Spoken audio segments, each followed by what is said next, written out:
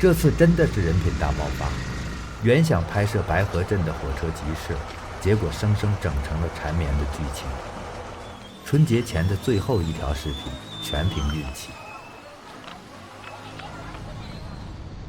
从平边县城到白河镇30多公里，因为都是山路，开车需要1个小时。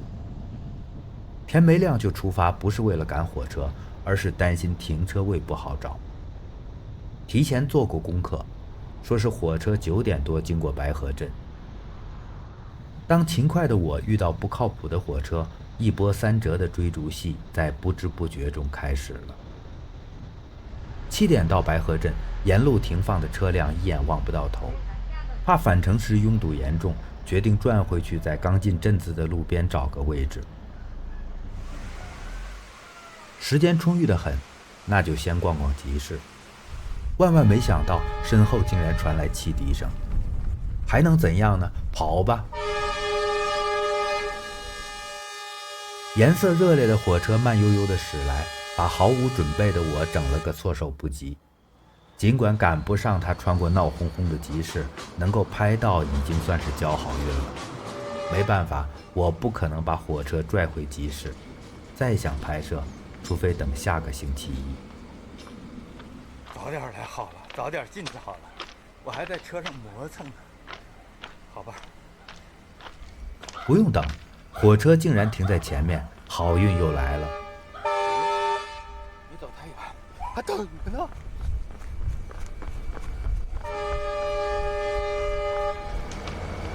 哦，我跟着火车进集市。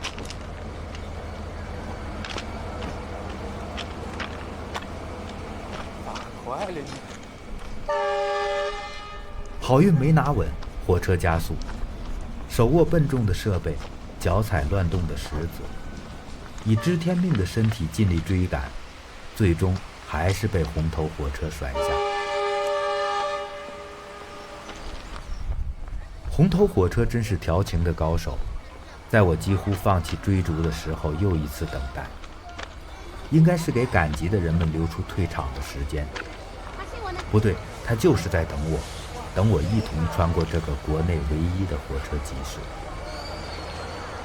我跟在车尾，如同抬着新娘的轿夫，在众人的目光中得意洋洋。这场景来得极不真实，恍惚间像是穿越百年。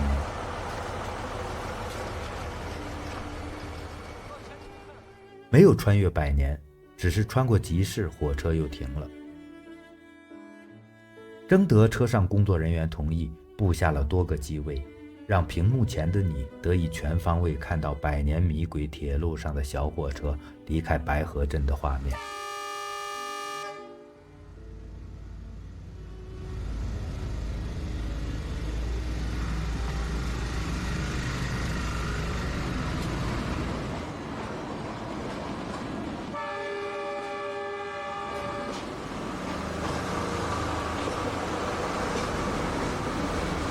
火车远去，有点落寞。这次走得相当干脆，只剩下一个安静的白河镇。白河镇不可能安静，火车走了，集市正在迅速升温。这是一个伴随滇越铁路而生的百年集市。1910年铁路开通，沿线的火车站相继出现了火车集市。当地人把商品摆在铁路上，听到汽笛声临近才清空轨道，等火车离开，再度恢复交易。如今的滇越铁路高光褪去，一个个活跃的集市随着汽笛声零落，只留下白河镇这颗最后的珍宝。出于安全考虑，现在的摊位也只能在铁路的一侧摆放，而且拉开了距离。春节前的最后一个集市相比往常更为热闹。滇越铁路只是原点，集市早就扩张到了街巷和农贸市场。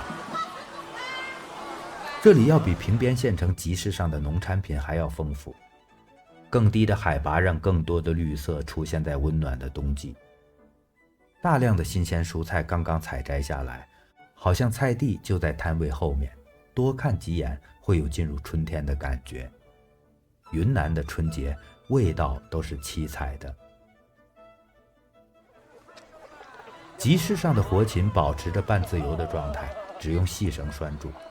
可能平时散漫惯了，生怕装进笼子惊吓过度，会像唐僧肉一样发酸。在外折腾了一年的孩子们被春节这根红线扯回来，加固红线离不开故乡的味道。云南的丰富味道让人出乎意料，地里长的、水里游的都算正常，看一眼就头皮发麻的昆虫成了高端的食材。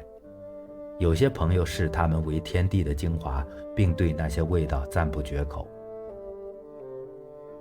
让人赞不绝口的东西很多，巧手把大自然的馈赠精细加工，多一层包裹，多一层猜想。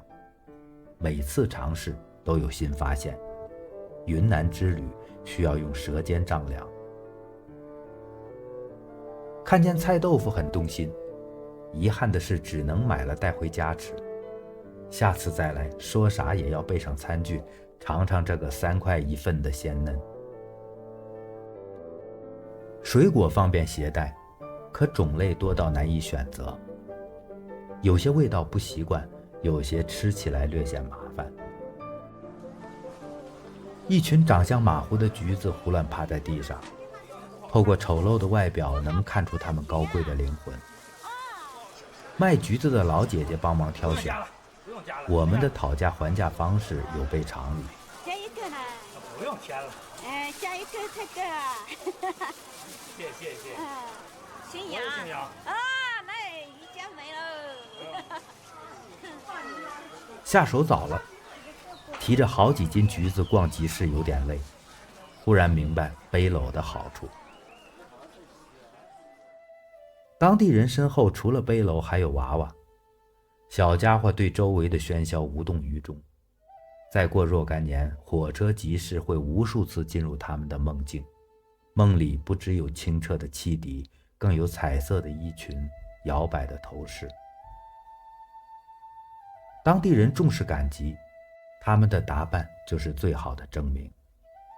春节前最后一个火车集市，太多的美好绽放在短暂的时光里。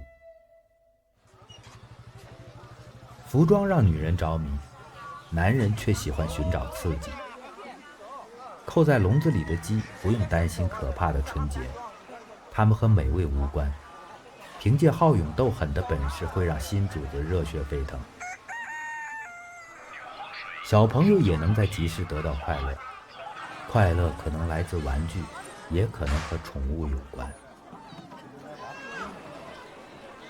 集市越来越热闹，人声甚至盖过了旁边小瀑布的呐喊。没人关心风景，风景就在那儿，跑不掉。好吃的、好看的、好玩的，必须趁早抓到手。